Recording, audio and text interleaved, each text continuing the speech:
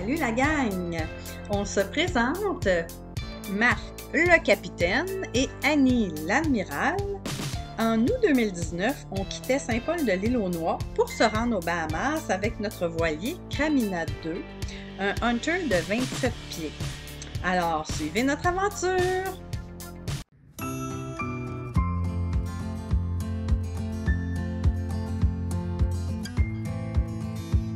30 janvier 2020. Après avoir passé un mois à la marina Las Olas de Fort Lauderdale, on repart tranquillement vers le nord. Ça nous permettra de nous arrêter aux endroits qu'on n'a pas pu voir en s'en venant au sud cet automne. On passe le Camino Real Bascule Bridge et on s'ancre à Boca Raton Lake pour 2 nuits. Une navigation de 5 heures, on n'est pas pressé. Le lendemain, Marc est allé en dinghy chercher de l'eau pendant que je préparais un petit lunch santé. On repart pour se rendre à West Palm Beach où on passera 3 nuits. Je vous le dis, on n'est pas pressé. Marc cuisine sur le barbecue à 6h30 le soir. Et voici ce qu'on voit de West Palm Beach en soirée de notre bateau. Oh, on est rendu à Jupiter et si on regarde la couleur de l'eau, ça ressemble étrangement à celle des Bahamas. Mais on n'est pas aux Bahamas. Et là, on remonte tranquillement vers le nord. Coucou, vite vite à l'amiral qui conduit. Et si vous regardez bien, le bateau qui est devant nous, le gros noir, c'est un bateau de la garde-côte qui nous a aidé à passer 2 ponts. Fait qu'on a profité de sa présence pour passer facilement 2 ponts. Il fait beau, il fait chaud et on remonte tranquillement vers le nord. Bye bye!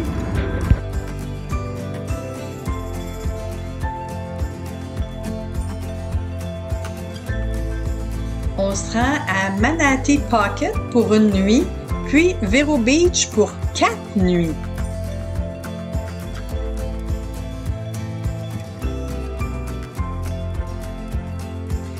À Vero Beach, on en profite pour admirer la nature, les dauphins et mes amis, les pélicans.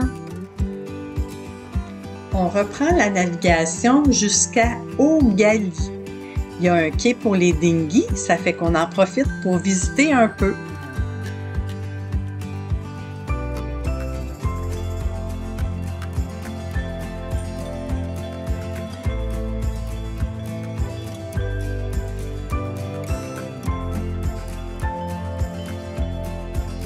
Comme vous pouvez le constater, on se lève dans la brume ce matin. On souhaite se rendre à Titusville. Mercredi 12 février. On est 7h30, 8h moins quart le matin.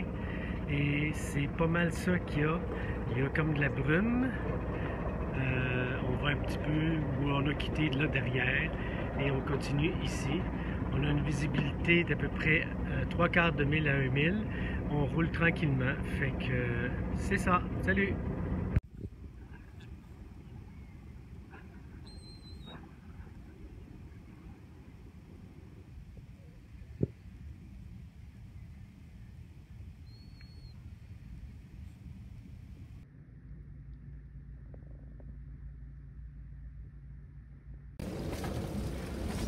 Bon, ben aujourd'hui, c'est la Saint-Valentin. Ouais. Et voilà notre température. Allô, Marc? C'est ça qu'on a avec des gros vents, des grosses vagues, des moutons.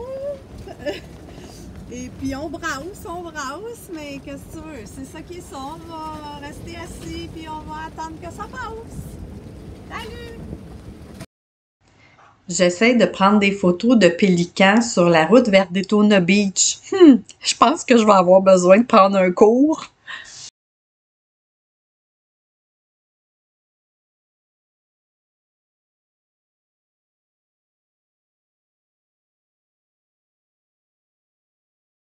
Même chose pour les dauphins.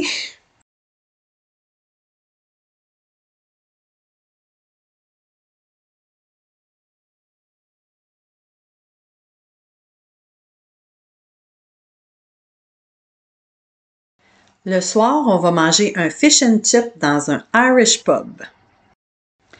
Le lendemain, on fait une grosse journée de navigation, 54 000 nautiques, pour se rendre au mooring de Sainte-Augustine pour 3 nuits. On arrive juste avant la pluie.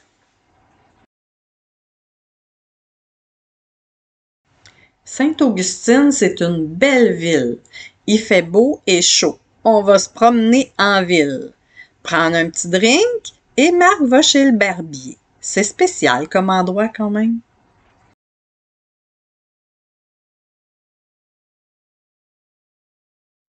Il commence à faire froid et on n'a pas de chauffage. On fait ce qu'on peut. Ça fait qu'on se rend à Brunswick, en Georgie, pour 4 nuits à Brunswick Landing Marina. On va ralentir un peu. On continue jusqu'à Darien, au Darien River Waterfront Parks and Docks, pour 3 nuits. C'est une petite marina dans Darien River qui a beaucoup de courant, de 2 à 3 nœuds. On doit faire 7000 nautiques dans la rivière à partir de l'intracostal pour y arriver. Il annonce risque de gel, ça fait qu'on va attendre que le front froid passe. On a de l'électricité au quai, alors on va s'acheter une chaufferette à la quincaillerie en allant se promener dans cette ville d'à peu près 1600 habitants.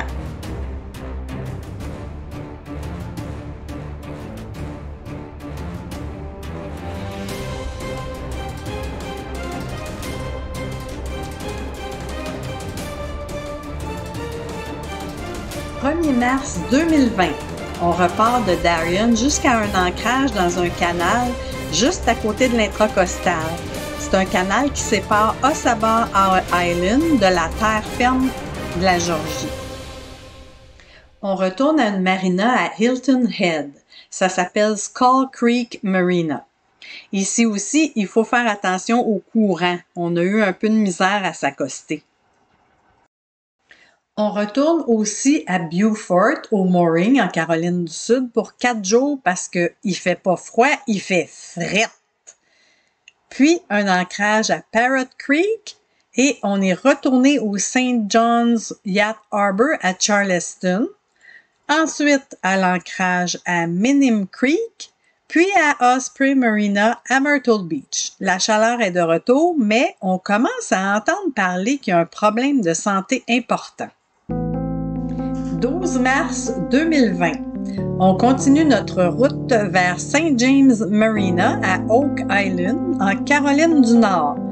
Puis, on retourne au mooring de Carolina Beach 2 nuits. On en a profité pour aller à la plage.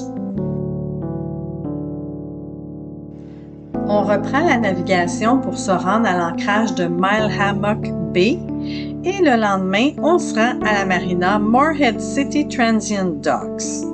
La famille nous parle de COVID-19, que beaucoup de gens sont malades. Le gouvernement du Québec a suspendu les rassemblements, télétravail pour les travailleurs qui peuvent, limiter les déplacements, etc. En plus, le gouvernement canadien ferme les frontières aux non-résidents canadiens, à l'exception des citoyens des États-Unis. Ça a l'air sérieux. Nous, on se sent bien protégés, seuls sur notre bateau. Par contre, on est complètement seuls à la marina. Ce soir, on va au resto et ils nous avisent qu'ils ferment le resto ce soir. 17 mars 2020. On repart pour se rendre à Oriental au quai gratuit. On apprend qu'en Caroline du Nord, les restaurants et les bars seront fermés à partir de 5 heures ce soir. Aïe aïe, on commence à se poser des questions. Le 19 mars 2020, on reprend la navigation jusqu'à Belhaven. On va à la marina parce qu'il fait froid et on veut mettre la chaufferette. Ça fait qu'on a besoin d'électricité. On dirait une marina fantôme. Il n'y a personne. Là, on se demande, est-ce qu'on devrait arrêter notre voyage? On en discute. On se dit qu'on serait sûrement capable de revenir jusqu'à North Hero au Vermont avec le bateau, mais on dirait qu'on a des doutes. Après une journée de navigation difficile, probablement la pire du voyage avec le courant dans le nez, le vent de face qui s'est levé et des vagues de 3-4 pieds aux 2 secondes pour la deuxième partie de la journée, c'était pas le temps de prendre des photos. En tout cas, on s'arrête à Alligator River Marina où, encore une fois, il n'y a personne. Le 23 mars 2020, on se rend à Coinjock Marina and Restaurant. Il paraît qu'ils ont la meilleure côte de bœuf. Sauf que, c'est fermé. 24 mars 2020, on quitte Coinjock à 6h45. On va jusqu'à Norfolk en Virginie. Un bateau canadien nous dépasse, ça fait qu'on les appelle sur la radio VHF. On parle de la situation COVID-19 et eux nous disent qu'ils se rendent à Deltaville. Ils vont pas mal plus vite que nous. On décide d'arrêter à Waterside Marina à 15h30. Il y a juste un autre bateau puis il y a personne dedans. Il y a des marinas qui ferment, pas seulement les restaurants. On reste 2 nuits à quai ici et on fait des appels pour voir si on peut sortir le bateau de l'eau. Le 25 mars 2020, on prend la décision de se rendre à Deltaville, en Virginie, de sortir Cramina de l'eau et revenir au Canada. On pourra revenir la chercher cet été. Donc, on repart de Waterside Marina le 26 mars 2020 et on se rend à Deltaville Boat Yard. Le 27 mars 2020, Cramina est dans la cour, bien appuyée sur ses chandelles. On la prépare pour l'hiver au cas où ça gèlerait encore au printemps. Le 30 mars 2020, on loue une voiture pour revenir jusqu'à la douane américaine. On doit marcher entre la douane américaine de Rouse's Point jusqu'à la douane canadienne. Étant donné que les contraintes imposées par la pandémie de COVID-19 se maintiennent indéfiniment, on a décidé de faire revenir Cramina par camion à notre marina au Vermont pour qu'elle soit plus proche. Le 26 mai 2020, c'est le retour au bercail de Cramina.